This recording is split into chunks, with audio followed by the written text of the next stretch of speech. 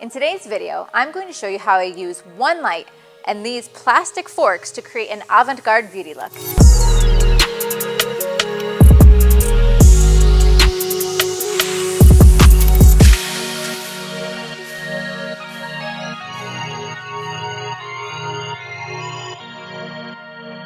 Hey everybody, Lindsay Adler here, and a lot of times I'm hoping that my images look like they are made with expensive pieces, expensive clothing, hair and makeup and earrings and jewelry and all of that, but it doesn't always have to be expensive. It's more about how it looks in the final piece. And so for today's styling elements, we are actually going to use a necklace and an earpiece made out of nothing more than melted plastic forks.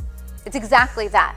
I have a good friend, Jennifer Daniels, who is a stylist, she's a model, she's a very talented woman.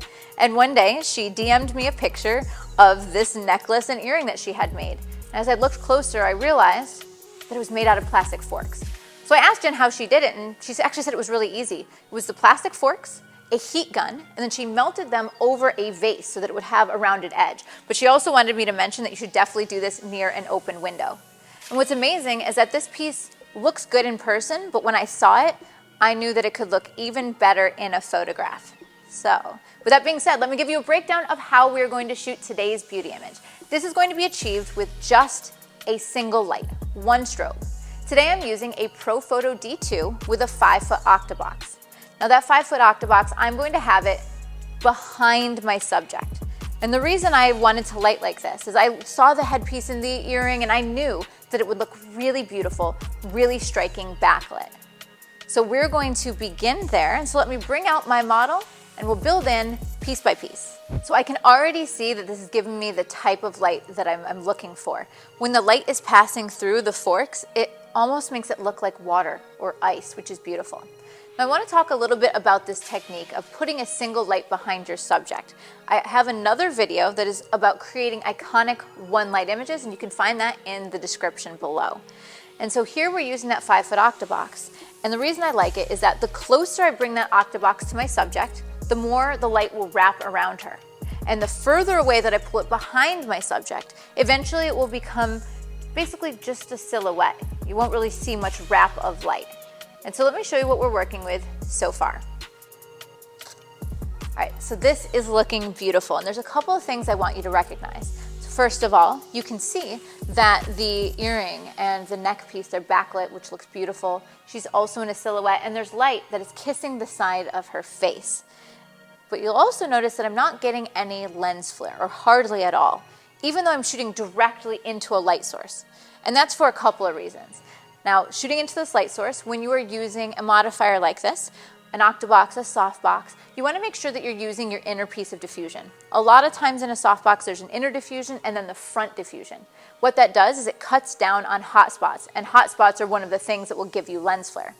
The next thing that you want to do to make sure that you're not getting unwanted lens flare is check your lens. Make sure that you wipe it down. Even the tiniest smudge of fingerprint on the front of the filter or lens is going to give you that unwanted flare. And then the next thing that is helpful is I make sure that the center of the light is not pointed directly at camera. So here, it's just a tiny bit hidden more behind her neck or her shoulders. If you're still getting flare, lower the light even more, because the center of the light is what's going to be the hottest, brightest part. Now I want to make one change, just so you can see this, is that I'm going to bring that modifier even closer to her. I'm going to push it right up against her shoulders. When I do that, you'll notice that the light is going to wrap even more.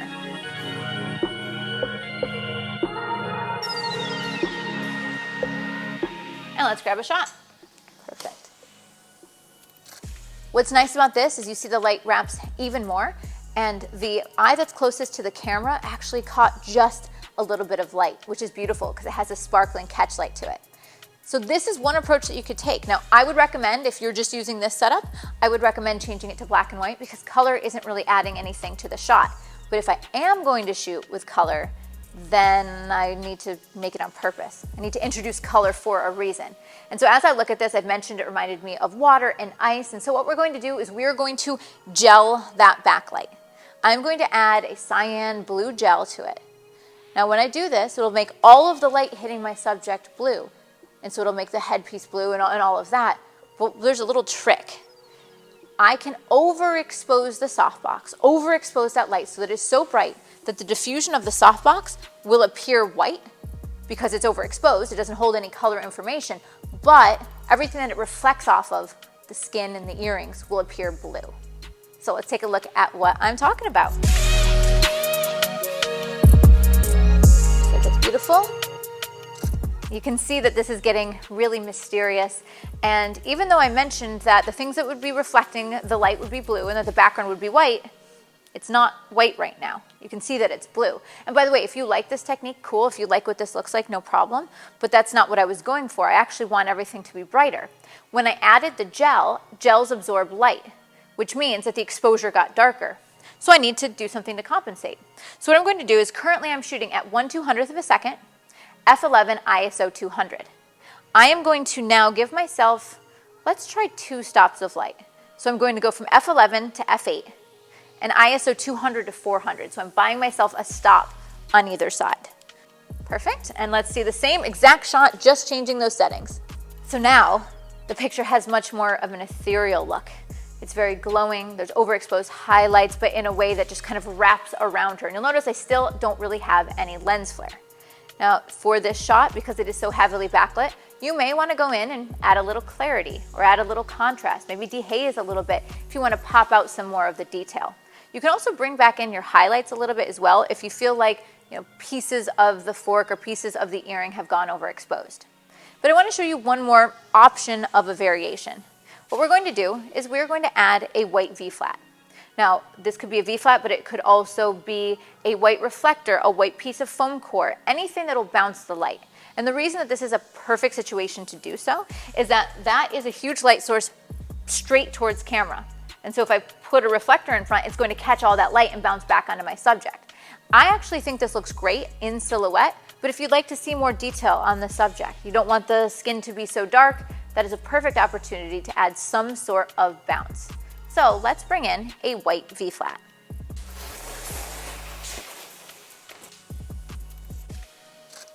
You'll notice the face is not completely light or completely bright, but we have picked up some highlights and detail in the shadows, and also a little bit of a highlight on her cheekbone, which I think can also add a little bit of visual interest. So this looks beautiful, but then it's time to put all the elements together. So I'm going to vary the position of her shoulders, maybe the position of her head, maybe a little more straight on, a little bit more profile, trying to see at what point I like the lines that are created by both the earring and the necklace. For these images, I'm going to be shooting with the Canon R5 and the Canon RF 70-200 2.8 lens. This lens is fantastically sharp. It is a beautiful lens for doing close-up beauty shots. But the other reason I really like it is compared to the EF 70-200, it is much smaller and much lighter. So it has been a welcome improvement. All right, now, as I am directing my subject, a couple of things that I will also keep in mind is that I may lean her forward at times, turn her more towards the light, and that will also affect the way the light wraps around her profile. Okay, so with that being said, let's grab that shot.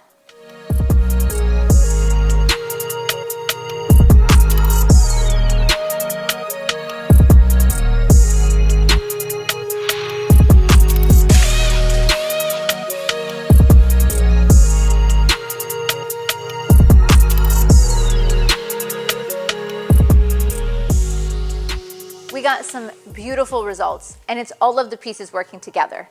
It's the forks doing their job and making the most out of them. It looks beautiful. Beautiful subject, but then it is lighting and concept. And the way that I chose to light was driven by what was in front of my camera, knowing that these forks being translucent, allowing light through, was going to be really interesting if backlit. Now, of course, it's not the only way to do this. You could layer in multiple lights. You could light from the front. You could use hard light. There are many different solutions to this, but that is where style comes into play. Now, if you'd like to learn more tips and tricks for using gels and getting creative in the studio, you should definitely check out learnwithlindsay.com. I have an entire video tutorial dedicated to the magic you can create with gels. Now, if you want to see the gear that I'm using here, be sure to check out the links in the description below. And I also have a link to the designer and model that made these beautiful pieces. And of course, I recommend that you visit Adorama.com because they are a fantastic resource for all your photographic needs. Hope you've enjoyed. See you next time, guys.